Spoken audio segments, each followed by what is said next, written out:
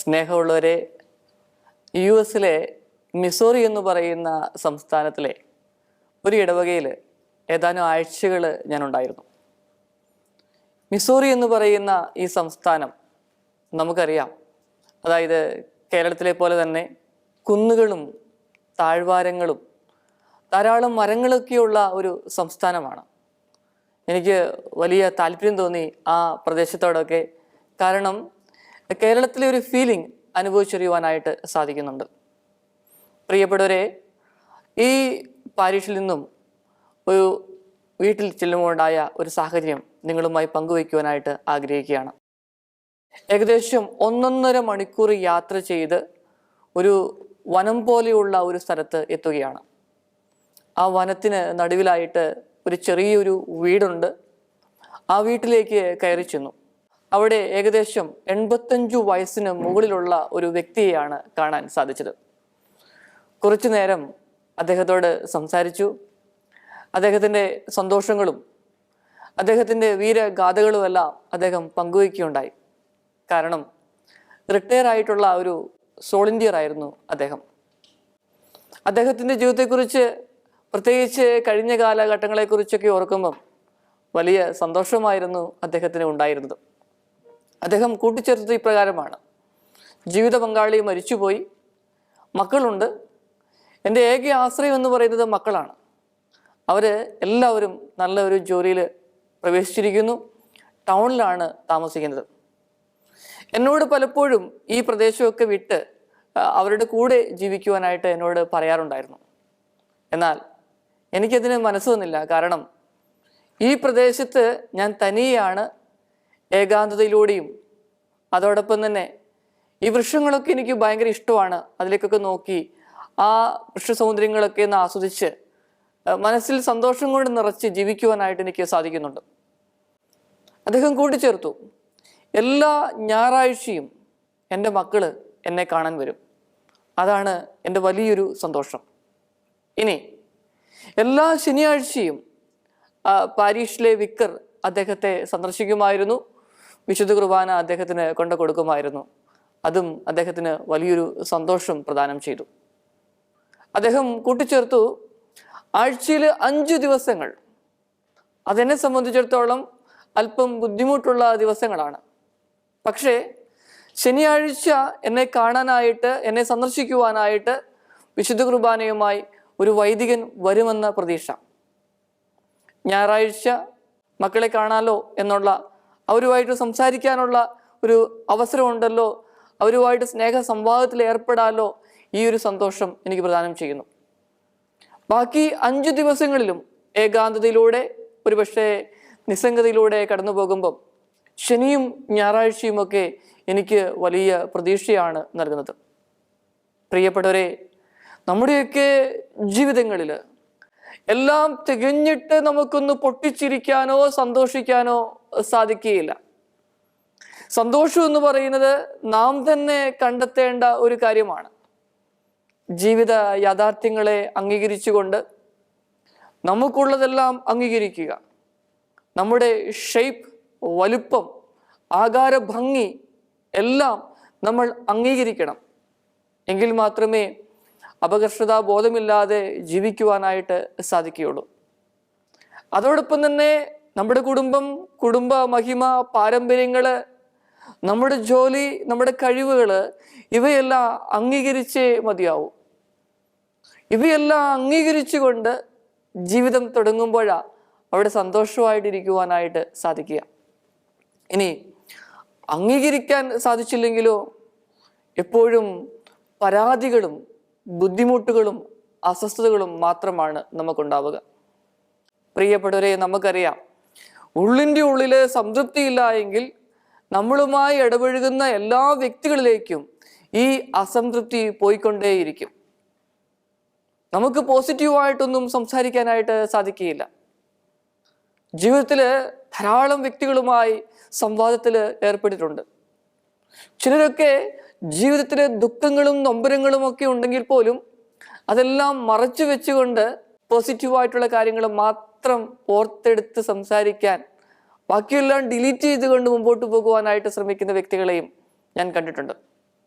എന്നാൽ മറുവശത്ത് വലിയ ദുഃഖവും നൊമ്പരവും തൃപ്തിയില്ലാത്ത അവസ്ഥയും ഒക്കെ ഇങ്ങനെ മനസ്സിൽ ഇങ്ങനെ അടിഞ്ഞുകൂടി വലിയ ദുഃഖത്തിലൂടെ കടന്നു പോകുന്ന വ്യക്തികളെ കണ്ടിട്ടുണ്ട്. സ്നേഹമുള്ളവരെ, ഇവർക്ക് പങ്കുവയ്ക്കുവാനുള്ളത്, ഇവർക്ക് പറയുവാനുള്ളത് അവരുടെ ദുഃഖങ്ങളും നൊമ്പരങ്ങളും മാത്രമാണ്. പോസിറ്റീവായിട്ടൊന്നും കാണുവാനായിട്ട് സാധിക്കുന്നില്ല. അങ്ങനെ വന്നു കഴിയുമ്പം ഒരുപാട് നേരം അവരെ കേട്ട് കഴിയുമ്പം ഒരു നെഗറ്റീവായിട്ടുള്ളൊരു അവസ്ഥ, അതിനൊരു ടോക്സിക് ഫീലിങ്സ് നമ്മിലേക്കും വരികയാണ്. പ്രിയപ്പെട്ടവരെ, ജീവിതത്തിൽ സന്തോഷം അനുഭവിക്കണമെങ്കിൽ നമുക്കുള്ളത് അംഗീകരിക്കാനായിട്ട്, നമ്മളായിരിക്കുന്ന അവസ്ഥയെ അംഗീകരിക്കാനായിട്ട്, അതോടൊപ്പം തന്നെ ദൈവം കഴിവ് തന്നിട്ടുണ്ട്. ഉയരങ്ങളിലേക്ക് എത്തപ്പെടാൻ, അങ്ങനെ ആഗ്രഹിക്കുന്ന രീതിയിലേക്ക് എത്തപ്പെടാൻ ദൈവം കഴിവ് തന്നിട്ടുണ്ട്. എല്ലാ സാഹചര്യങ്ങളും നമുക്ക് നൽകിയിട്ടുണ്ട്. ആ സാഹചര്യങ്ങളൊക്കെ ഉപയോഗിച്ചുകൊണ്ട് ഓരോ ദിവസവും പ്രയത്നിക്കുമ്പോൾ നമുക്ക് ഉയരങ്ങളിലേക്ക് എത്തുവാനായിട്ട് സാധിക്കും. സ്നേഹമുള്ളവരെ, ഇനി നമ്മുടെയൊക്കെ ജീവിതങ്ങളിൽ നമുക്ക് സന്തോഷം അനുഭവിക്കുവാനായിട്ട് സാധിക്കുന്നുണ്ടോ? പല വ്യക്തികളും പങ്കുവയ്ക്കാറുള്ള ഒരു കാര്യം ഇതാണ്: അച്ചോ, ജീവിതത്തിൽ സന്തോഷം അനുഭവിക്കണമെന്നൊക്കെ ആഗ്രഹമുണ്ട്, പക്ഷേ നൈമിഷിക സുഖങ്ങളുടെ പിറകെ പോയി കഴിയുമ്പോൾ അതില്ലാതെ ജീവിക്കുവാനായിട്ട് പറ്റുന്നില്ല. ഞാൻ ചെയ്യാൻ പോകുന്ന കാര്യം തെറ്റാണെന്ന് എനിക്കറിയാം, നല്ല ബോധ്യവുമുണ്ട്. കുറേ നാളുകളെയൊക്കെ, പ്രത്യേകിച്ച് നോമ്പൊക്കെ ആയിരിക്കുന്ന സമയത്ത്, അല്ലെങ്കിൽ എന്തെങ്കിലും തീർത്ഥയാത്രയ്ക്കൊക്കെ പുറപ്പെടുന്നതിന് മുൻപ് നല്ല തീരുമാനമൊക്കെ എടുത്ത് ഇങ്ങനെ ഇത് മുറുകെ പിടിക്കുവാനായിട്ട് ശ്രമിക്കും. ധ്യാനത്തിൻ്റെ അവസരങ്ങളിലൊക്കെ തീരുമാനങ്ങളൊക്കെ എടുത്ത് മുറുകെ പിടിക്കുവാനായിട്ട് ശ്രമിക്കും. അങ്ങനെ തീരുമാനങ്ങളൊക്കെ എടുത്ത് ജീവിതത്തിൽ വിജയിച്ച ധാരാളം വ്യക്തികളെ ഞാൻ കണ്ടിട്ടുണ്ട്, പ്രിയപ്പെട്ടവരെ.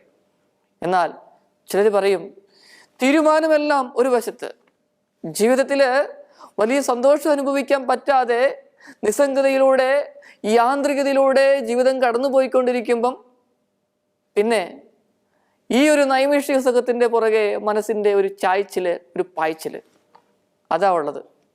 അവിടെ എനിക്ക് പിടിച്ചു നിൽക്കുവാനായിട്ട് പറ്റുന്നില്ല. പിന്നെയും ഞാൻ പഴയ ആധിപത്യങ്ങളിലേക്ക് തന്നെ പോവുകയാണ്. നമുക്കറിയാലോ, മലയാളത്തിൽ ഒരു ചൊല്ലില്ലേ, പിന്നെയും ശങ്കരൻ തെങ്ങയിൽ തന്നെയെന്ന്. അതുപോലെ തന്നെ ആ ഒരവസ്ഥയിലേക്ക് തന്നെ പോകുന്ന, കൂപ്പുകുത്തുന്ന ഒരു സ്ഥിതിവിശേഷം. ഇത് മാറട്ടെ. നമ്മുടെയൊക്കെ ജീവിതങ്ങളിൽ നല്ല തീരുമാനങ്ങൾ എടുക്കാം, പ്രിയപ്പെട്ടവരെ. നൈമിഷികമെന്ന് തോന്നുന്ന തീരുമാനങ്ങൾ, നൈമിഷിക സന്തോഷങ്ങൾ മാത്രം പ്രദാനം ചെയ്യുന്ന തീരുമാനങ്ങൾ, അവ കണ്ടുപിടിക്കാൻ, അവയെ ഉന്മൂലനം ചെയ്യുവാൻ സാധിക്കണം. സങ്കീർത്തനത്തിൻ്റെ പുസ്തകത്തിൽ 19-ാമത്തെ അധ്യായത്തിലെ 13-ാമത്തെ വചനം നമ്മൾ ചൊല്ലി പ്രാർത്ഥിക്കുന്നത് ഉപകാരപ്പെടും. ആ വചനം നിങ്ങൾക്കെല്ലാവർക്കും അറിയാവുന്ന വചനമാണ്: അവ എന്നിൽ ആധിപത്യം പുലർത്താതിരിക്കട്ടെ. പ്രിയപ്പെട്ടവരെ, നല്ല തീരുമാനങ്ങളൊക്കെ എടുത്ത് മുമ്പോട്ട് പോകുന്ന അവസരങ്ങളിൽ, ആധിപത്യങ്ങളിലൂടെ കടന്നു പോകുന്ന അവസരങ്ങളിൽ നമുക്ക് സങ്കീർത്തകനെ പോലെ പ്രാർത്ഥിക്കുവാൻ സാധിക്കട്ടെ: അവ എന്നിൽ ആധിപത്യം പുലർത്താതിരിക്കട്ടെ. എപ്പോഴൊക്കെ നൈമിഷിക സുഖങ്ങൾ വേണം, അല്ലെങ്കിൽ അതിലേക്ക് അടിമപ്പെട്ടു പോകാനുള്ളൊരു പ്രവണത, ഒരു ത്വര, നമുക്കറിയാലോ, മനസ്സിലാണല്ലോ ഈ കാര്യങ്ങളൊക്കെ വരിക. മനസ്സ് അലഞ്ഞു തിരിയുന്നിടത്ത് പതുക്കെ ശരീരവും എത്തും. അങ്ങനെയാണ് സംഭവിക്കുക. ആ അവസരങ്ങളിൽ തന്നെ മനസ്സിൻ്റെ ആ തേങ്ങലുകൾ കാണുവാനായിട്ട് സാധിക്കട്ടെ. അവിടെ നമ്മൾ ജീവിതത്തെ ഒന്ന് പോസ് ചെയ്യണം. അതിനുശേഷം പ്രാർത്ഥിക്കണം: ദൈവമേ, അവ എന്നിൽ ആധിപത്യം പുലർത്താതിരിക്കട്ടെ. ഇനി നമുക്ക് വേണ്ടി മാത്രമല്ല നമ്മൾ ഇങ്ങനെ പ്രാർത്ഥിക്കേണ്ടത്, നമ്മുടെ പ്രിയപ്പെട്ടവർക്ക് വേണ്ടി നാം പ്രാർത്ഥിക്കണം. ചിലപ്പോൾ നമ്മുടെ കൂടെയുള്ള ജീവിത പങ്കാളിയോ മക്കളോ മാതാപിതാക്കളോ ഒക്കെ പറഞ്ഞിട്ടുണ്ടാവാം: ഞാൻ ചെയ്യുന്ന ചില കാര്യങ്ങളൊക്കെ തെറ്റാണ്, നിന്നെ വേദനിപ്പിക്കുന്നു എന്ന് എനിക്കറിയാം, പക്ഷേ എനിക്ക് പറ്റുന്നില്ല, ഭയങ്കര ബുദ്ധിമുട്ടാണ്. ഇത്രയും നാളുമൊക്കെ നീ എന്നെ സഹിച്ച് ജീവിച്ചല്ലോ, നിങ്ങൾ എന്നെ സഹിച്ച് ജീവിച്ചല്ലോ, എനിക്ക് പറ്റുന്നില്ല, എനിക്ക് വേണ്ടി പ്രാർത്ഥിക്കണം, അല്ലെങ്കിൽ ഞാൻ ആയിരിക്കുന്ന അവസ്ഥയൊന്ന് മനസ്സിലാക്കണം എന്നൊക്കെ പറയാറില്ലേ? ആ സമയത്ത് പ്രിയപ്പെട്ടവരെ, നമ്മൾ അവർക്ക് വേണ്ടി ഈ വചനം ചൊല്ലി പ്രാർത്ഥിക്കണം: അവ എന്നിൽ ആധിപത്യം പുലർത്താതിരിക്കട്ടെ. പ്രിയപ്പെട്ടവരെ, വചനത്തിന് ശക്തിയുണ്ട്. വചനം ഉപയോഗിച്ചുകൊണ്ട് നമ്മൾ പ്രാർത്ഥിക്കുമ്പോൾ വലിയൊരു ശക്തിയാണ് മനുഷ്യന്റെ ജീവിതത്തിലേക്ക് വരിക.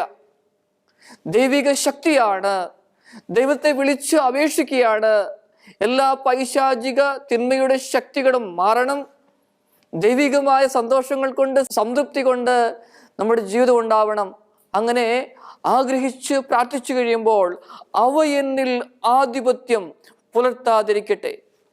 യേശുവിന്റെ നാമത്തില് ഒരു ആധിപത്യവും എന്നെ കേൾക്കുന്ന നിങ്ങളിൽ ഉണ്ടാവാതിരിക്കട്ടെ എന്ന് പ്രാർത്ഥിക്കുകയാണ്.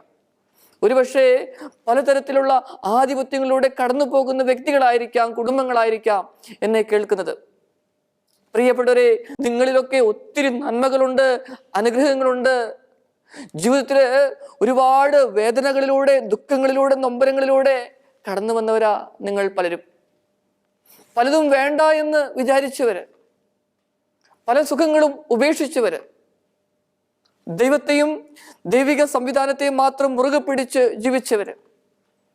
ഒരുപക്ഷെ തിക്ത അനുഭവങ്ങൾ പോലും നിങ്ങൾക്ക് ഉണ്ടായ നിമിഷങ്ങളിൽ പോലും ദൈവത്തോട് ചേർന്ന് നിന്നവർ, അങ്ങനെയുള്ളവരായിരിക്കാം എന്നെ ഒരുപക്ഷെ കേൾക്കുന്ന നിങ്ങളിൽ ചിലരൊക്കെ.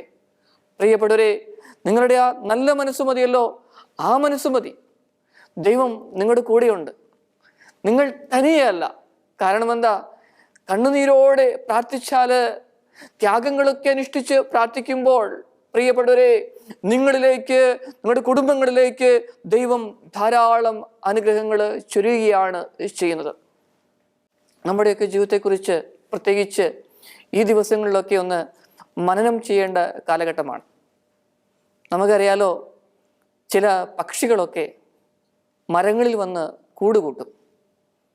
ഈ മരങ്ങളിൽ കൂടൊക്കെ കൂട്ടി കുറേ നാളുകൾ കഴിഞ്ഞു കഴിയുമ്പോൾ, മുട്ടയൊക്കെ ഇട്ട് കുഞ്ഞുങ്ങളൊക്കെ വിരിഞ്ഞു കഴിയുമ്പം പതുക്കെ ഈ പക്ഷികളൊക്കെ പറന്നു പോകും.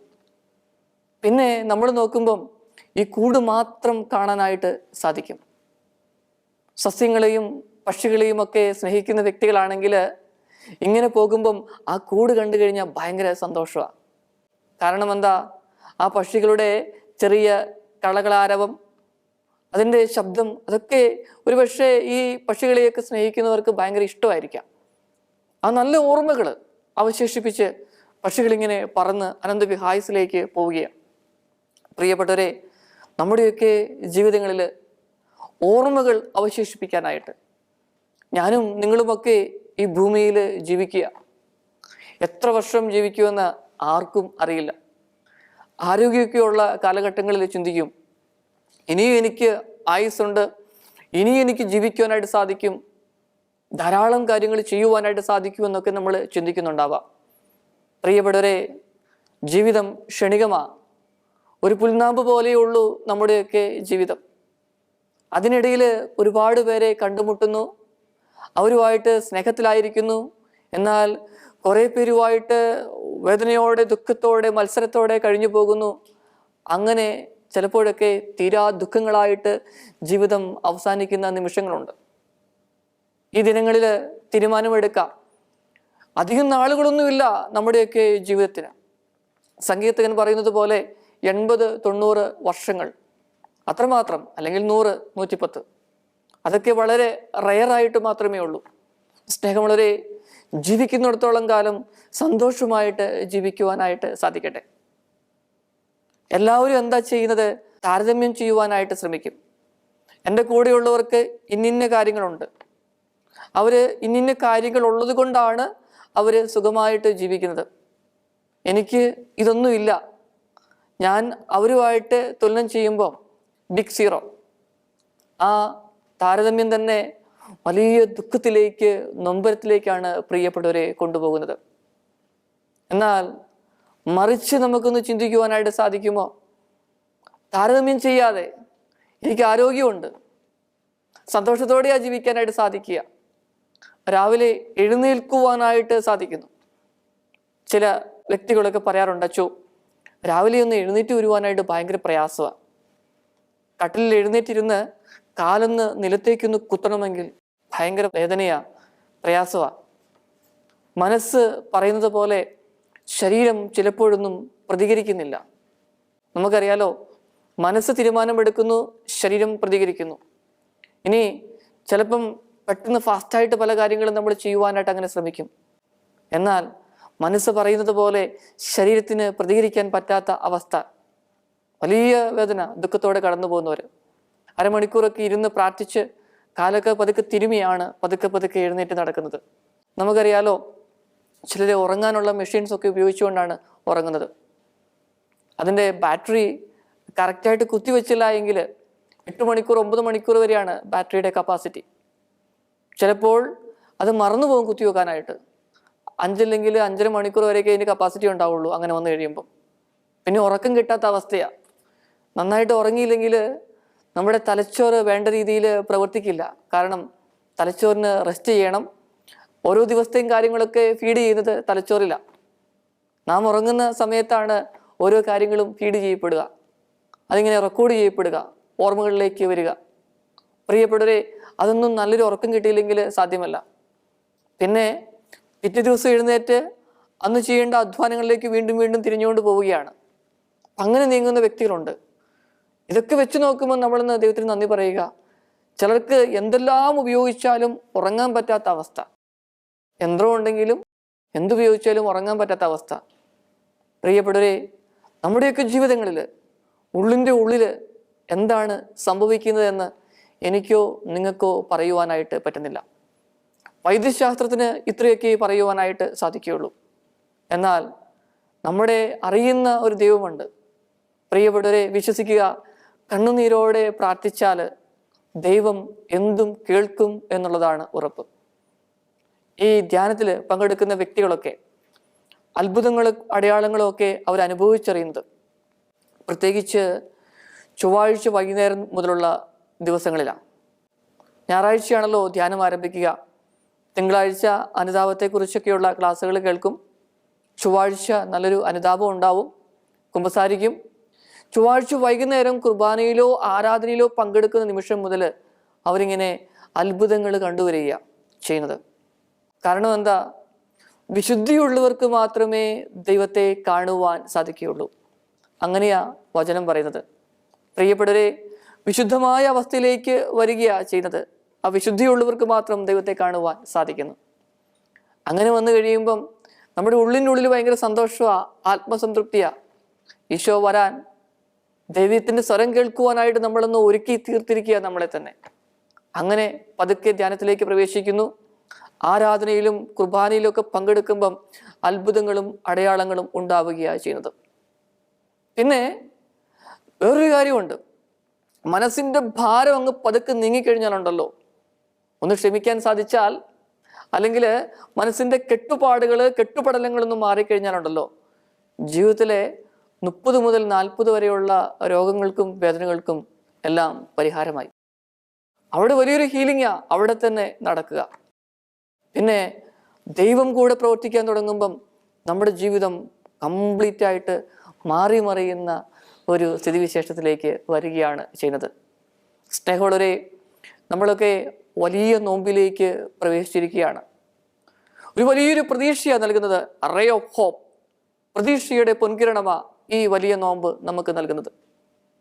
നമ്മുടെ ജീവിതങ്ങളെക്കുറിച്ചൊന്ന് ചിന്തിക്കാൻ, ശ്രവണ മനന നിധിധ്യാസനം, ശ്രവിക്കാൻ, ദൈവത്തിൻ്റെ സ്വരം ശ്രവിക്കാൻ, മനനം, അതിനെക്കുറിച്ചൊന്ന് ധ്യാനിക്കാൻ, ദിവസങ്ങളോളം ധ്യാനിക്കാൻ, മനസ്സിൽ ഇട്ടുകൊണ്ട് നടക്കാനായിട്ട്, നിധിധ്യാസന, അത് പ്രായോഗിക ജീവിതത്തിലേക്ക് കൊണ്ടുവരാനായിട്ട് നമുക്ക് സാധിക്കട്ടെ. ദൈവത്തിൻ്റെ വചനം ശ്രവിക്കുക എന്ന് പറയുമ്പോൾ വചനം വായിക്കുന്നതിലൂടെയും ദൈവത്തിൻ്റെ സ്വരം നമുക്ക് ശ്രവിക്കുവാനായിട്ട് സാധിക്കും.